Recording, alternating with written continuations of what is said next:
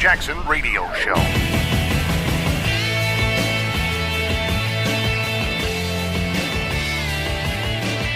Welcome back, everybody. Kevin Jackson here, KJRadio.com. I've been having these crazy dreams about stars.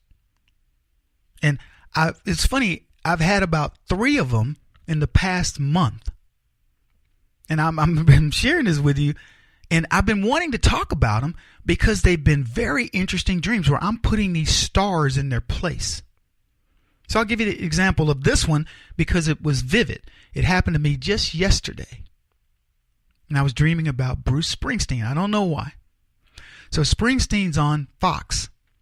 And he's in an interview, but suddenly, you know how dreams are, he becomes the person interviewing, and he's interviewing me.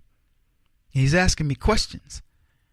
And I'm chuckling at him. I'm heckling him. He's wanting to get answers from me. And I go, and I say to him, Bruce, it's really funny. I've watched, you know what it was? One of his band members, they're playing a song, and I went, hey, I actually kind of like that song. And he gets mad at me. He's like, and he mumbles to me, what do you mean you like this song? And I went, well, I don't really, and we're having this conversation as they're playing, and you know how dreams are, it's crazy. But I'm saying to him, I don't really like your music. But I like the beat of this song.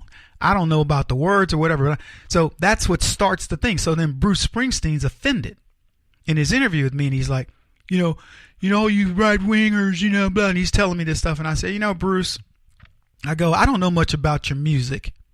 I tell him, when I was in high school, all the Jersey guys loved you. You were the guy. And I listened to your music, and I was like, I don't get it. But you know what? If you love him, I'll love him with you, right? And they talked about how you were a down-to-earth guy. You represented the Steel Belt, the Pennsylvania guy that just gets out and makes a regular living, and he wants to live life on the up and up, but it's tough out there to scrape it together because of this, that, and the other. And I thought, I got an impression of you that you would be the guy that's leading the conservative cause, the forgotten man, the guy that works the steel mill or works for the railroad or works in some theoretical menial task that is necessary for this nation to work.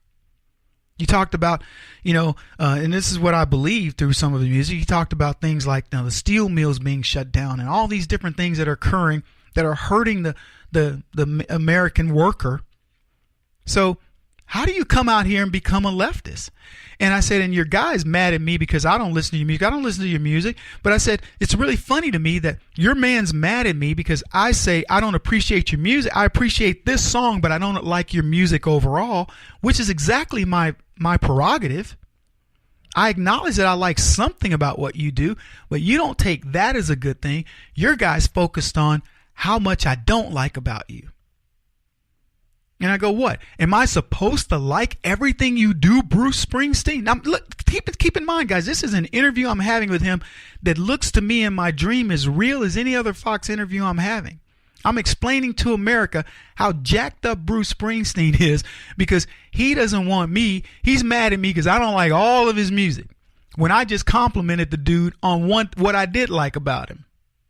Now, you can already see the metaphor, right? You see how this dream is formulating.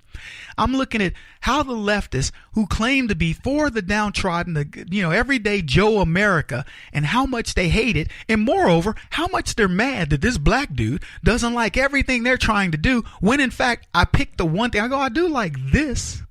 I like that you have a good idea, or I like that you're trying to do this, or I like, well, they don't take that as good. Nope. So you're a bad guy, Kevin. And I said, no, Bruce, you're a bad guy. You've tricked people into believing that you believe in this America that takes the common man and gives him hope that somebody will turn this system around. Right now, we're talking about Parkland Hospital in this shooting with President Trump. And President Trump is saying, look, I've watched this play out for decades. It's never fixed. You know what? I'll fix it. I'm going to put security in schools through teachers. If we have to do it through police, whatever. We're going to secure these schools. We're going to end this.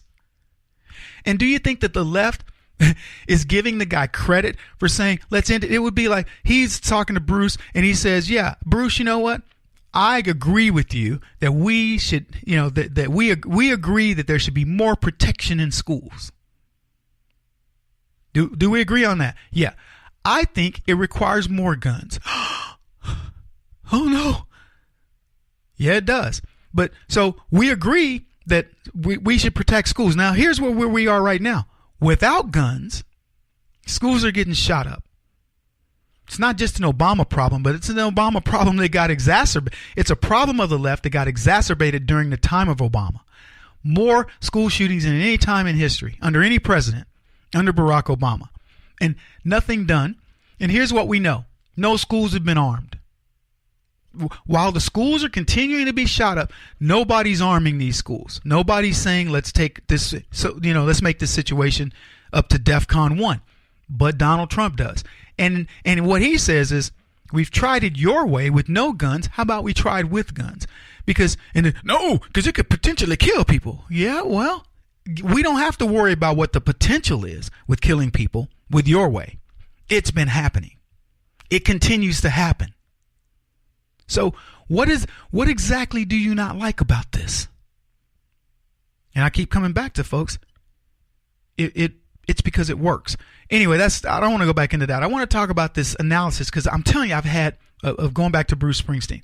I've been having these arguments. I had an argument with, I want to say it was Tom Hanks. I'm talking about a similar dream where Tom Hanks came and talked about gun control or tax policy or whatever, and I destroyed him.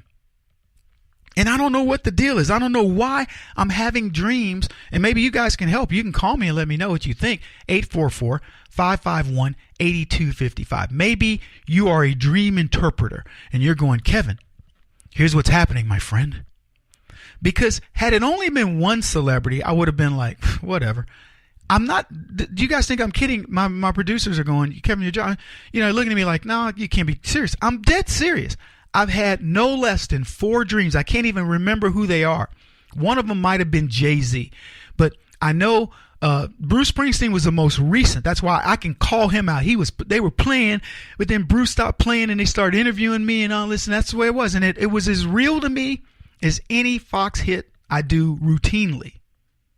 I don't know why the moderator let Bruce take over, and he starts asking, well, Kevin, let's talk about this a little bit, what your thoughts are here, my man. And he's asking me these questions, and everything he's asking me, I'm just as calm as can be, and I'm just spanking Bruce, man. I'm saying things to Bruce like, Bruce, if your fans really knew who you are, what you really represent, I hope you can live off the existing royalties, because I think that if they knew who you really were, you wouldn't sell any more records. And the takedown, folks, I swear, it was so eloquent. It was like just flowed like butter. I didn't stutter. I just boom. And I used this music. It was funny. I would say, I don't know many of your songs, but I think you had a song titled this. And I would destroy him with the lyrics of his song as if I knew the lyrics. I don't even know the lyrics to this man's song. I can't name you 5 Bruce Springsteen songs. But I was beating him up, man. Somebody tell me what that's about. I'd love to hear it.